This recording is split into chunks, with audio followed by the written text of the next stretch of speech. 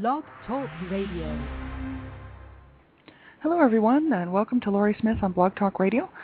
This is One Child Abuse Survivor to Another. It is February the 1st, 5:30 in the morning here in Calgary, Alberta, and I'm happy to be here. I hope you had a good weekend, and I'm just looking forward to this week. I know I've got some good information. I did some research this weekend and really thought about what topics that would be interesting and especially helpful for people who are really suffering with issues related to abuse and domestic violence and child abuse. And I just thought, there's so many topics that we really need to cover. So I'm glad you can join me. I'll be on for about 15 minutes this morning. I have a guest call-in number. This is blogtalkradio.com live internet streaming broadcast, and you're welcome to phone in. My guest call-in number 917-889-3736. And if you have something topic related, or you have a reference or something that you think people would really benefit from, and you found a great healing workshop or something like that, please be sure and phone in, or you can just get that information to me by sending me a message on Blog Talk Radio or Facebook, or there's various ways to get a hold of me. So I welcome I welcome everyone. The only thing I do is I'm just doing a little housekeeping. I just want to say, that this show is not a professional show. I'm not a professional therapist or professional counselor of any kind. I have no professional certificates in that area, and or schooling. I'm just a person who sits on Blog Talk Radio because I really care about people, and I've seen so much tragedy and really so much abuse in my life, with my own family as well as friends, that there's so many people out there suffering. I thought, man, I want to help people realize they're not alone, first of all, and just pass on some information and also some resources, right? So, listen at your own discretion, please. And also, if you're sensitive to the subjects of abuse, anything kind of topic related to abuse, or, any one of the topics that I talk about throughout the week, please don't listen to the show, because it's so important. I really want people to be safe. And, younger kids, like under the age of 18, please make sure that you check with someone if you don't have a parental figure that you can go to, which I know in many cases we don't. That's why I'm doing this show. But if you don't have someone in your life, right within your family that can listen to the show with you, maybe you could get a teacher to listen to it at some point, and then see if they would agree that it's something that you should be listening to. I would really appreciate that, because I just care very much about people, and especially children. That's why I'm doing this show. But I want to make sure everybody's safe and in a good place, and it's very important to me. So I always give out the topics that I'm talking about, and then you have a choice to turn it off. It is your choice, because some topics are very uncomfortable for people. And I don't mind talking about it. I've seen most of it, and I think it needs to be talked about, but for education purposes. But if it's something that might trigger you, or send you into a relapse of PTSD or any of these emotional triggers that can cause you to hurt yourself, please do not listen to this show. Just turn it off. It's better to not listen to this show and be safe. That's what I have to say. Today's topic is really a huge example of that, because I want to talk about cutting and self-injury. And because this is a real problem with people, and I know myself, I went through a period of time where I was in such a dark place for quite a few years that most people didn't realize, that when I would come home from work, the feelings that I had in my heart, I couldn't get them out, so I wanted to express them on my body, and so I wanted to self-injure. Now, I never did. Thank God for that. But the thing is I was so close, and so I know there's so many people out there who are going through this right now, and my heart is with you. I want you to not do it. There's ways to get around it. There's ways to cope with it. There's help. There's professional help out here for people who are doing this, right? Because you don't want to do any damage to yourself, and you don't want to damage, any further what's already been done. That's my big thing. So I think if you're very, sensitive to this topic of cutting and self-injury, please don't listen to this show. We're going to be covering this all week, Monday through Friday, at the same time here, 5:30 in the morning for 15 minutes, and it's going to be all week, so you can pretty much plan on that's what the topic's going to be, and then you'll know that maybe you can skip this week and catch me next week, right? I really care about you, and I don't want you to be in an unsafe place. So we'll just get started. I found this information at www.helpguide.org. And I like the help guide. They do have some great information on there about all kinds of things, not just child abuse and stuff like that, or domestic violence. There's lots of information on just regular, normal things that other people experience, or that even people who were abused experience. There's other topics and great information there. So I always refer to this website as kind of one of my first websites to check out, and then I go from there, because this is some basic information just on how to understand what each topic is. So I found this article. It's called Cutting and Self-Injury, Self-Harm Help, Support, and Treatment. And this is so important, because if anyone's out there listening to the show and you are doing that, please do not do that. You don't want to be destroyed any further, right? I'll just read right from their page. I'll start at the very beginning. It says, the number of young people who participate in acts of self-mutilation is growing. Although self-harm is rarely a suicidal act, it must be taken seriously because accidental deaths do occur. It's difficult to see the light at the end of the tunnel, but breaking the cycle of self-abuse is possible if you reach out to someone you trust. Finding new ways of coping with your feelings can help to tone down the intense urges you feel, which results in you hurting yourself. Recovery is a continuous process, and learning how to stop this addictive behavior is within your reach if you work at it. So they're very encouraging. They're saying, look, if you're doing this, just know that you need to reach out to someone that you trust, that you really trust and is going to be there for you, right? And then look for ways to actually break the cycle of self-abuse, right? Because it's just like anything else. We have to learn how to cope. I know I grew up in a family that couldn't cope, and we didn't learn any coping skills, and so I'm having to do that as an adult, right? And it's very important, because you do matter, you do count. That's why I'm doing this show. We matter. I count.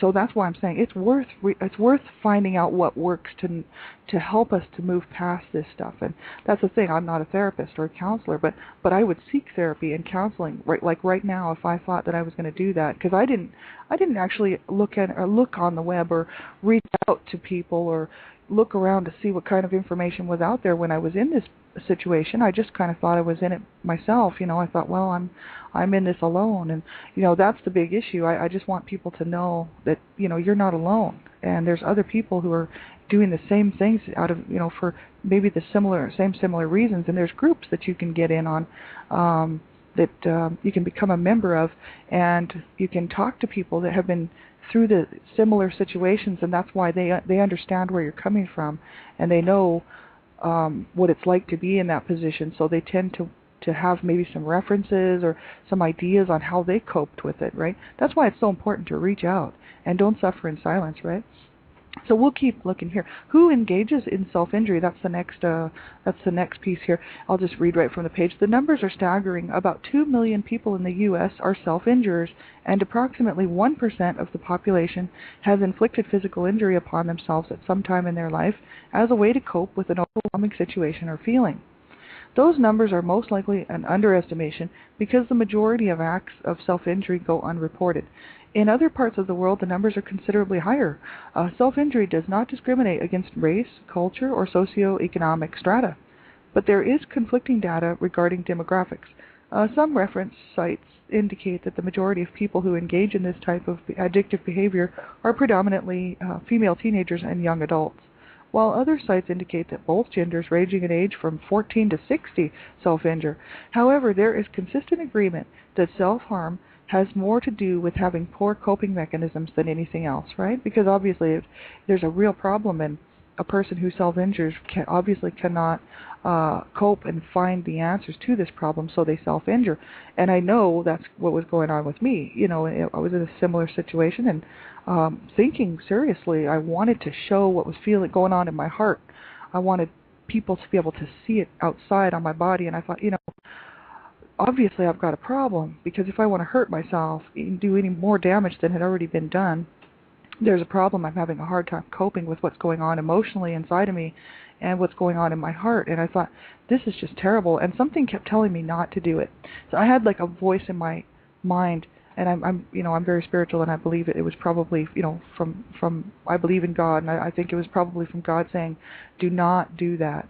do not do that, because I was seriously getting ready to. I mean, I had picked up the implement that I was going to use, and I was thinking, yeah, this is it. I'm going to do it. I want people to see the pain that's in my heart, and that was a long time ago. I mean, I'm telling you, that's quite a few years ago now.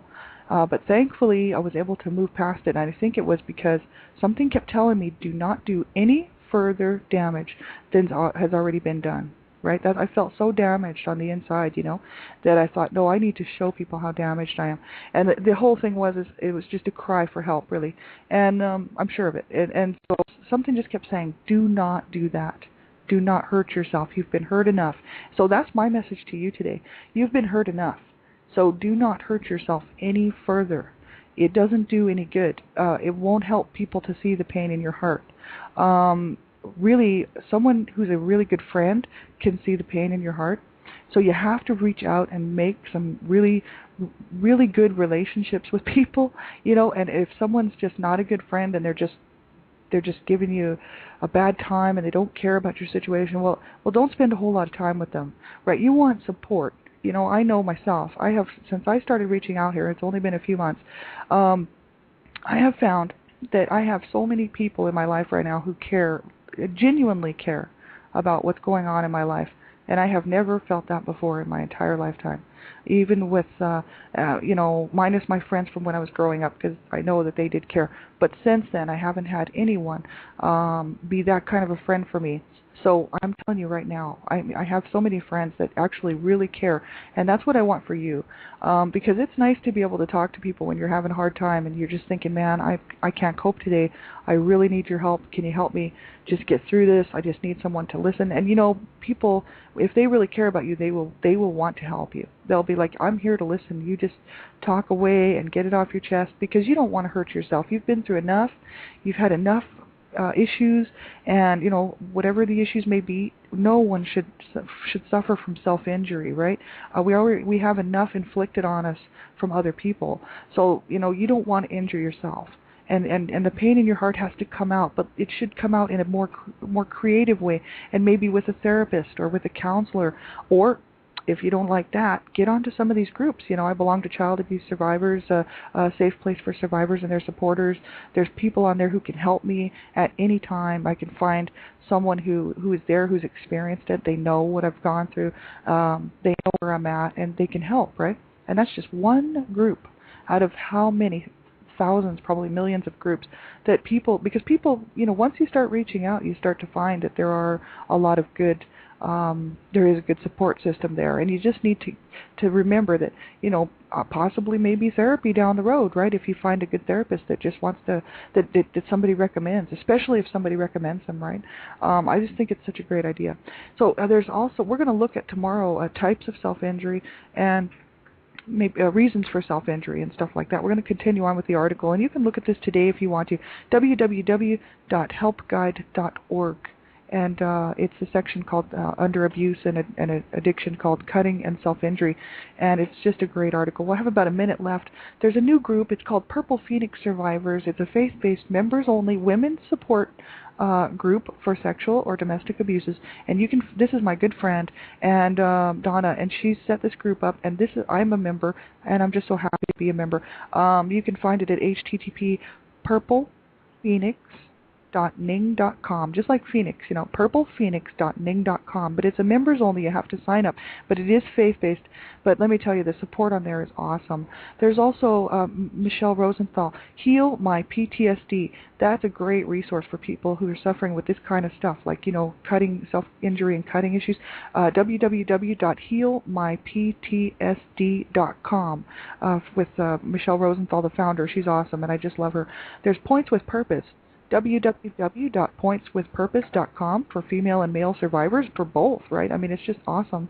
I'm a volunteer for Dreamcatchers for Abused Children, and I just ask that you check their website out. It is awesome and amazing, and there's so much great information there at http://dreamcatchersforabusedchildren.com.